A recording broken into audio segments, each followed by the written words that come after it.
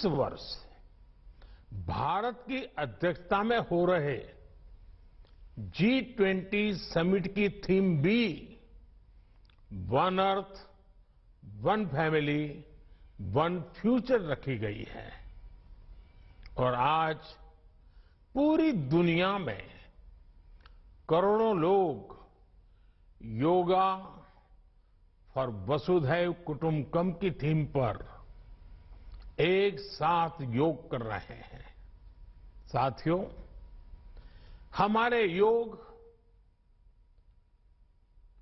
इसके संबंध में ग्रंथों में कहा गया है, व्यायामात लभते स्वास्थ्यम, दीर्घ आयुष्यम बलम सुखम। अर्थात योग से, व्यायाम से हमें स्वास्थ्य, आयुष और बल मिलता है।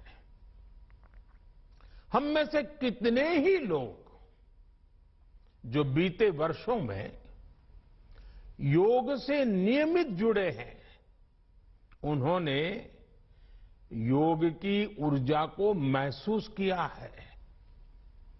व्यक्तिगत स्तर पर हमारे लिए बेहतर स्वास्थ्य कितना महत्वपूर्ण होता है, ये हम सब जानते हैं।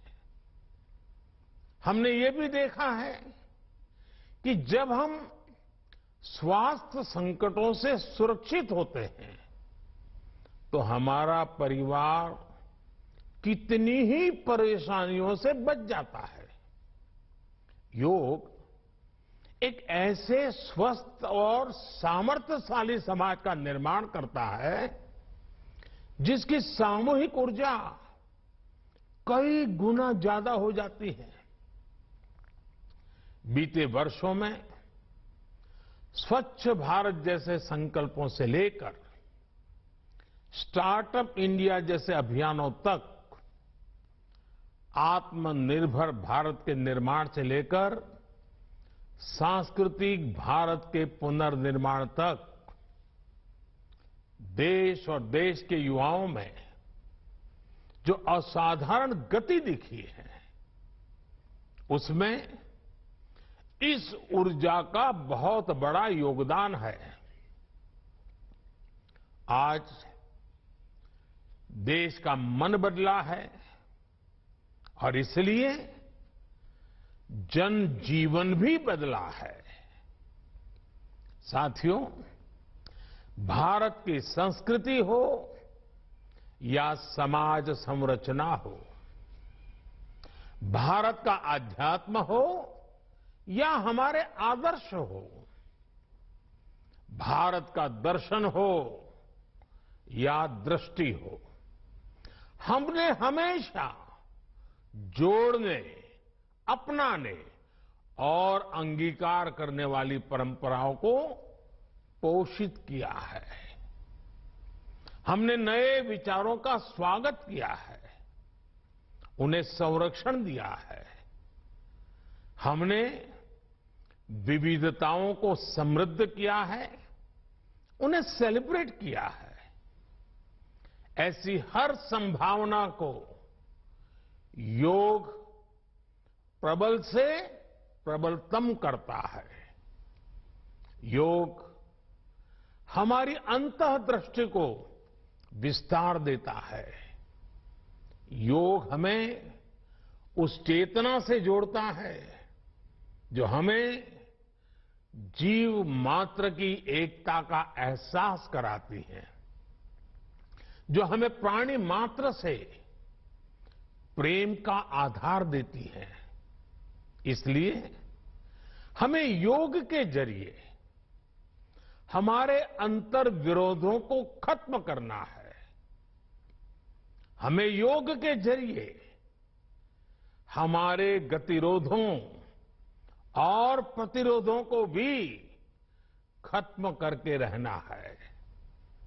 हमें एक भारत श्रेष्ठ भारत की भावना को विश्व के सामने एक उदाहरण के रूप में प्रस्तुत करना है। भाइयों बहनों, योग के लिए कहा गया है, योगः कर्मसु कौशलम, यानी कर्म में कुशलता ही योग है। आजादी के अमृत काल में ये मंत्र हम सभी के लिए बहुत अहम है। जब हम अपने कर्तव्यों के लिए समर्पित हो जाते हैं तो हम योग की सिद्धि तक पहुंच जाते हैं। योग के जरिए हम निष्काम कर्म को जानते हैं। हम कर्म से कर्म योग तक की यात्रा तय करते हैं। मुझे विश्वास है, योग से हम अपने स्वास्थ्य को भी बेहतर बनाएंगे और इन संकल्पों को भी आत्मसात करेंगे। हमारा शारीरिक सामर्थ्य, हमारा मानसिक विस्तार, हमारी चेतना शक्ति, हमारी सामूहिक ऊर्जा विकसित भारत का आधार बनेंगे। इसी संकल्प के साथ आप सभी को योग दिवस की एक बार फिर बहुत बहुत शुभकामनाएं।